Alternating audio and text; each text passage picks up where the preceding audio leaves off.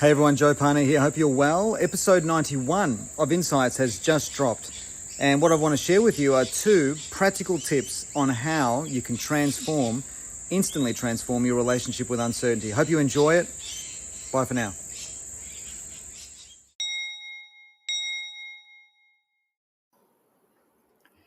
Hey everyone, and welcome to episode 91 of Insights. Thank you so much for being here. And with deep appreciation, I want to express so much gratitude for the so many of you who have supported me immensely in the release of my first book, Courage to Be You, A Guide to Mastering Uncertainty. We had the book launch here in Noosa, and we had just over 120 people rock up, which was just so amazing.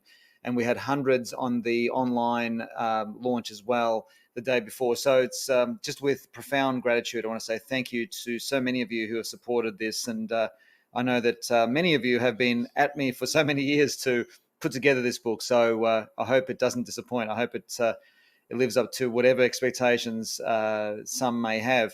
All right. So speaking of Courage to Be You, we're going to, in this episode now, focus on a couple of tips I want to share with you they're more than tips. It's actually quite solid advice, I think. See what you think about how we can continue along the path of transforming our relationship with uncertainty.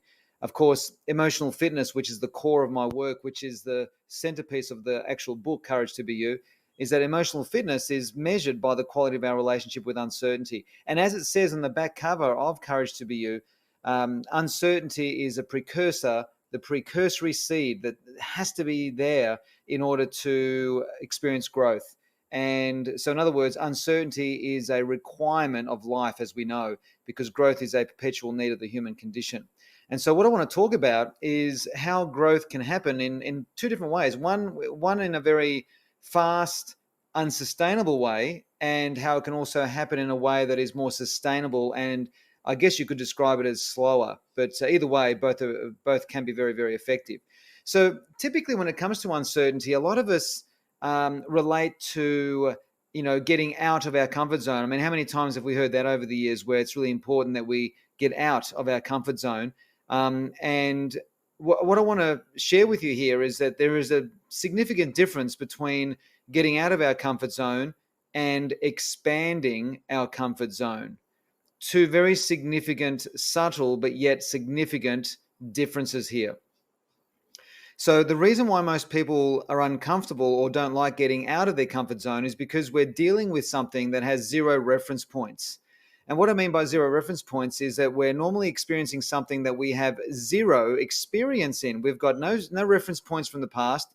We've got nothing that we can hang our hat on or rely on in terms of our memory or our skills, because it's something that's completely unfamiliar and something that's unknown.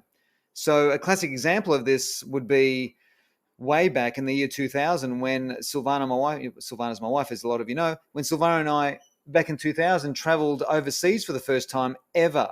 At the age of 30, both of us were 30 years old. We had never left this blessed country of Australia. And, getting out into a non-English speaking country for the first time ever was definitely getting out of our comfort zone. We had 0 experience in travel, international travel, that is. We had never gone to a non-English speaking country, so there was no conversation around, well, do you remember the last time we did? There was no last time. It was like, this is the first time. So that was quite nerve-wracking. And I remember every time getting off the plane in Dubai, getting off the plane in Rome, and getting off the train in, over sort of northern Italy, and, going over to France and all these different areas, as beautiful as they are, as gorgeous as they are, I remember feeling, unsettled until we got settled, if that makes any sense. So that's just one example, but getting out of our comfort zone. So unfortunately, most people experience getting out of our comfort zone or out of their comfort zone in ways that are very, very difficult. I mean, going overseas, catching a plane, experiencing travel, international travel to non-English speaking country for the first time ever, it can be daunting and exciting and a whole milkshake of emotions. Absolutely. Unfortunately, though, as I was just alluding to, most people experience getting out of our comfort zone in ways that are quite difficult, meaning, whether it's a health crisis or a relationship crisis or, a financial crisis or something that is a critical juncture in our life where we're about to take a different road because of something shocking, surprising, challenging, unexpected that has happened. I know someone who's reasonably close to me, just recently, whose partner, a partner who they have been married to for some close to 30 years, suddenly picked up and left, and with no warning, no heads up, no nothing, and this mysterious cloud of uncertainty overhanging, meaning, what the hell just happened? Why has this person just left? So that's very difficult. That's getting out of our comfort zone, because in this particular instance, this person, because I'm saying this person because I'm keeping it private. I don't want to. This person's probably listening to this podcast. I'm just respecting privacy here, but you know, this was a complete shock. So there's zero reference points around this, obviously, in this particular example. So one of my favorite sayings in life is that we either squeeze life or life squeezes us.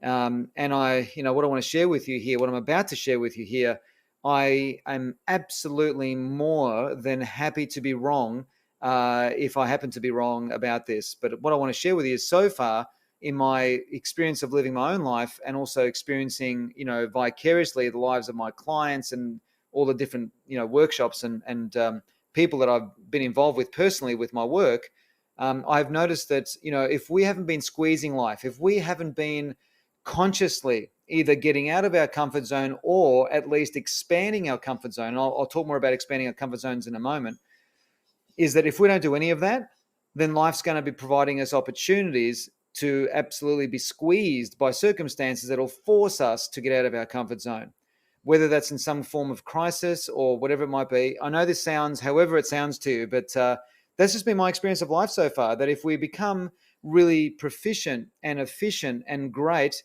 at being conscious inviters of uncertainty into our lives, then life has no reason to bring it into our lives. If you think about it, it's like a tree or anything in nature that's growing.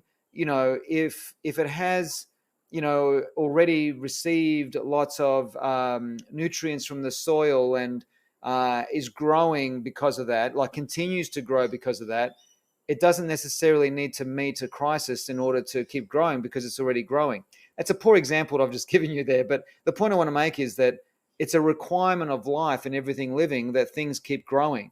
Everything is either breathing out or breathing in, growing or dying, expanding or shrinking. Nothing stays still. That's everything from our skill sets to economies to everything in nature, to our relationships, to anything that you can place our metaphorical hand on. Everything's either growing or dying. So nothing stays still. So in other words, growth is a requirement of life, and the precursor to growth is uncertainty. So uncertainty, as I said at the beginning of this podcast, is a requirement of life. So if we're not consciously inviting it in, life will invite it in for us. Now, the awful thing about what I'm saying, or what sounds awful about what I'm saying, and certainly not my intention, is that essentially what I'm saying is, the reason why crises happen to certain people is because they haven't been growing. That's not what I mean.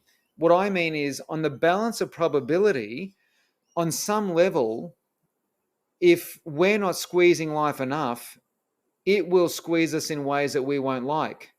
That's so far what I've found to be accurate about life. And that very point is what I'm happy to be wrong about, if at some stage down the road I'm proven to be wrong about that. And please feel welcome to send me an email at joe@joepane.com.au if you feel that you're an exception to what I'm saying here. I'd be genuinely curious to know more. So what happens is, unfortunately, most people get squeezed into some kind of critical juncture or proverbial fork in the road with some kind of crisis, which forces them out of their comfort zone. And we know that the more we get out of our comfort zone, the bigger the boost in our growth is. And anyone who's experienced anything difficult, and I'm speaking like difficult, meaning that's the simplest word I could use, but anything traumatic or extreme, you speak to anyone who's experienced any of that kind of difficulty or long dark tunnels of trauma of any kind, often speaking with those people when they're on the other side of the tunnel, they'll often share with me how it was because of that event or because of that divorce or because of that crisis that I've grown to be who I am today. That particular crisis has contributed massively to who I am today. Now, that's great, and it is great. It truly is. The other thing to add to this, though, is that none of us ever want to experience that again, right? None of us want to experience that kind of trauma or that kind of long, dark tunnel of fear and doubt, or that divorce or that particular fork in the road ever again, even though it has been massive for our growth. So then how do we continue to sustain our growth without having going through these awful, difficult, uncomfortable, to say the extreme least, situations? Well, that's where expanding our comfort zone comes into the scene. So the difference between expanding our comfort zone and getting out of our comfort zone is that getting out of our comfort zone, as I mentioned earlier, has got 0 reference points. But expanding our comfort zone has heaps of reference points. So in other words, what we're doing when we're expanding our comfort zone is we become conscious inviters of uncertainty into our lives in a very resourceful and sustainable way of doing it, in a very sustainable fashion. So an example of that would be, a lot of you know that I'm a runner, and I love running. I've been running for many, many years. An example of expanding my comfort zone would be, I remember back in 2009, doing my first ever marathon, the 42.2 kilometer fun run, as they say. What an oxymoronic term for a marathon, a fun run. So, I remember, I was nervous. I remember I was a little bit stressed about that marathon. But what gave me cold comfort, or what gave me some kind of certainty, was that I had been running for many years. So it wasn't like I was doing something completely out of my comfort zone that I had 0 reference points. I had the reference points of training. I had the reference points of experience. I had the reference points of being trained and coached, the reference points of running many 30-kilometer, plus runs to prepare for this particular event. So even though it was an expansion of comfort zone, so it was a little bit uncomfortable, of course, running a marathon.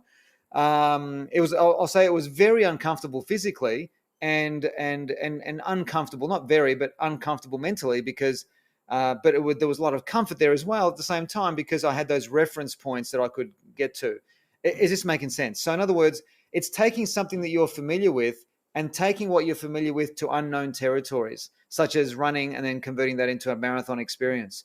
Or it could be that, you've traveled many times to non-English speaking countries, but now you're going to travel somewhere that might be maybe you've never traveled to a third world country and chosen to live at the level, the physical environment level of a third world country citizen, right? So that's different to traveling to Italy or France on a fancy international trip. I hope I'm making sense here. So in other words, it's expanding ourselves into areas we've never been into before, but with the relationship and connection to a series of reference points and experiences around that particular area or field that that we're familiar with. So, and I love that, because we can expand our comfort zone every day. You can expand. We can all expand our comfort zones in very micro, miniature ways, like walking down a street that you've never walked down before. You might go for walks every day, and you decide, hey, I'm going to go walking in a different suburb or a different street or a different way. That's a mini version of expanding comfort zone. A more macro version of that is, for example, Silvana and I, as of the recording of this podcast, we've been married for, about 27 years. And as a lot of 2 years ago, approximately, we moved our family from Melbourne to Noosa. Now, that was a classic example of macro expansion of comfort zone. We have moved before. We have bought and sold houses before. We've been together for at that stage when we moved, for 25 years. We had all of these reference points of doing things together and embracing challenges and adventures together, that it was that base of profound connection and relationship and love that, made the journey shifting from Melbourne to Noosa more bearable, if that makes any sense, because we had to go through a lot of uncertainty in that, because at the time we were trying to move, the country was shut down with, all the issues that were going on, of course, in 2020 and 2021. 2021 was when we moved. And as part of it, the borders were shut, which is ludicrous to think about now, isn't it? And we had to go through a hotel quarantine for 14 days, which was crazy. And so there was lots of hoops or tunnels that we had to walk through, or hoops we had to jump, whatever the metaphor you want to use to describe this, to get to where we are today. But I see this as an expansion of comfort zone. Because we had heaps of reference points of moving house before, and doing many things together as a team, in doing, performing, experiencing adventurous experiences like traveling overseas for the first time, like we did way back in 2000. I hope I'm making some kind of sense here. So the main point I want to make is that this is my first tip. There are two tips I've got for you. So I haven't got to the second one yet. The second one's pretty simple. This is pretty simple too, but it just takes more longer. The English of this man. It just takes longer to explain it, this first bit. So I'll just do a little mini recap. There are two ways you can boost your growth. One is that you can get out of your comfort zone and do things you've never done, which means you have zero reference points of experience around that particular field or skill. So that's taking up a brand new skill, a brand new experience, a brand new adventure that you've never done before, and you've got zero connections in your history to this. So that's getting out of comfort zone. Fast growth, phenomenal, but it's unsustainable because we can't sustain the energy that it takes to continually be getting out of our comfort zone every single day of our lives.